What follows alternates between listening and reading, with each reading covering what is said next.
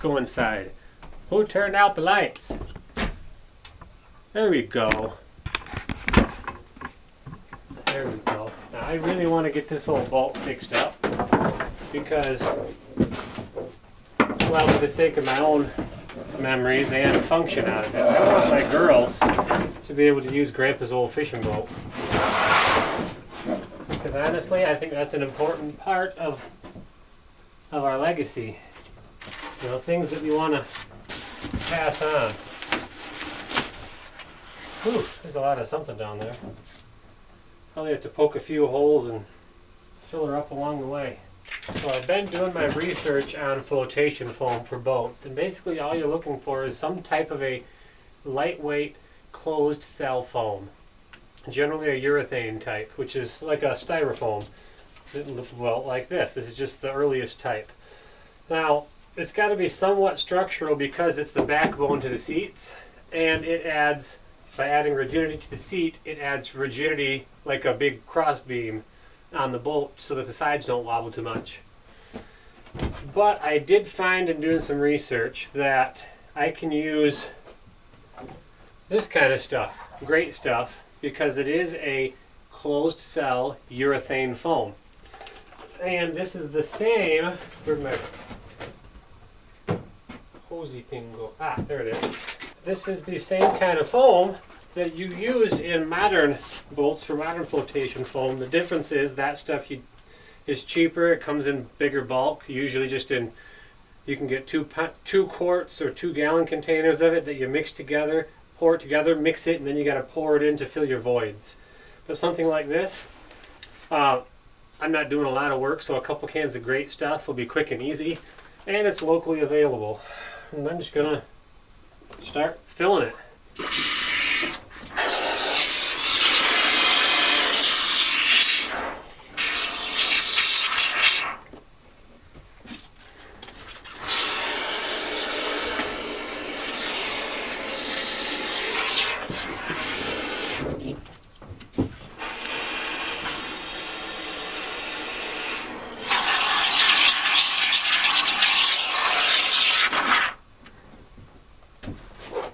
I'm going to rough up some of this a little bit just because it's kind of dirty and I want to make sure it sticks well. Get some of the old dust knocked off. So this foam, which is also classified as an adhesive because it comes out wet and it's a sticky, I want it to stick well.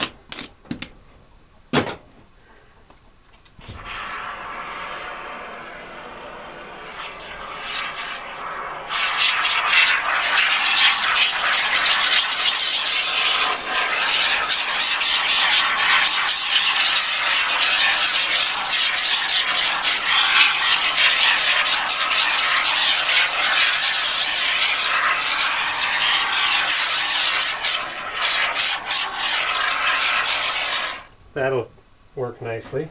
That chipmunk did a work in here, that's for sure.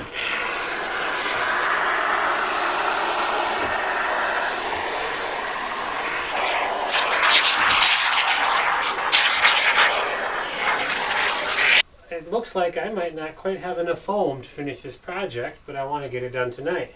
So I decided I can't see any reason why I couldn't take this washer fluid bottle, squish it down so she fits decently, and just stick her right in there.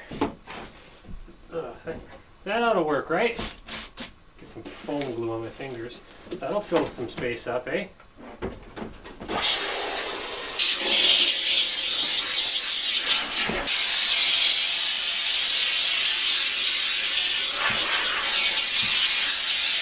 A little more here.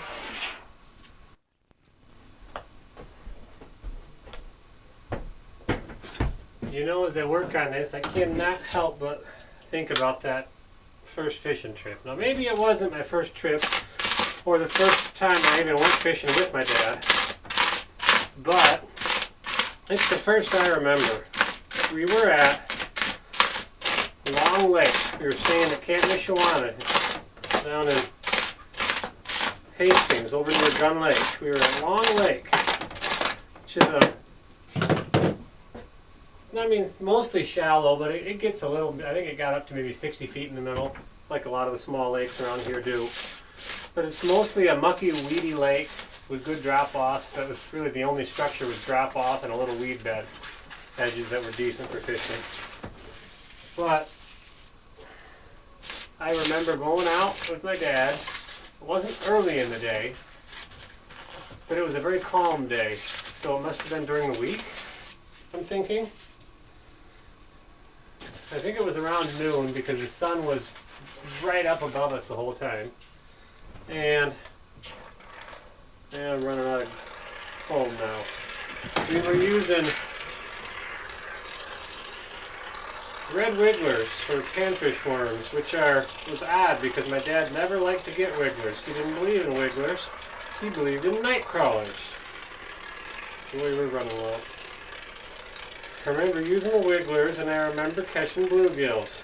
Well, I think it was more pumpkin seeds than anything. Pumpkins. I remember some pumpkin seeds and I guess a couple bluegills. It was all small fish.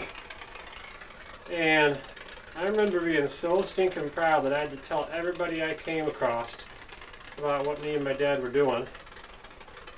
Catching bluegills over by the lily pads on the southwest corner of Long Lake down there. I was so stinking proud. I remember coming home, first thing, I got to tell Mama what we did, and I told her I caught enough bluegills to fill a whole box with. Kind of odd how you remember details like that sometimes. And I bet you, well, maybe we did have just enough foam. I bet you when I'm old and forgetting everything in my senile years that, could use a little foam there still. I bet you that I'll still remember that story. I might not even know my name, but I could probably tell you that story when I'm up in years and well advanced in age, fishing with my dad. And I am hoping that my kids will be able to do the same, have that same kind of cherished moment, you know? And that's, honestly, that's the whole reason I'm doing this whole YouTube channel, Fishing Tradition.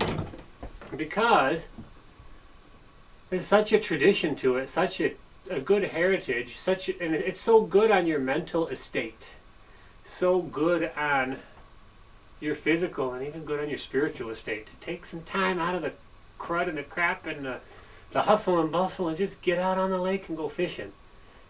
You know, it's a good thing for you. It's a good thing for guys, and well, I've got 5 daughters that I'm taking with me this year, so it's a good thing for girls too. Great time to spend with Dad. And you know, I'm hoping that with all these videos I'm doing here, I will be able to help convince some other people to get out and do fishing on their own and keep this heritage alive, keep that tradition alive for the sake of, you know, of who we are and where we've come from. Remembering all these advances of society, all this AI stuff and futuristic techno, that we're never too far advanced to just go fishing. And if we forget that simple kind of stuff, I think this, as a society, we're done for. So let's try and keep the fishing tradition alive.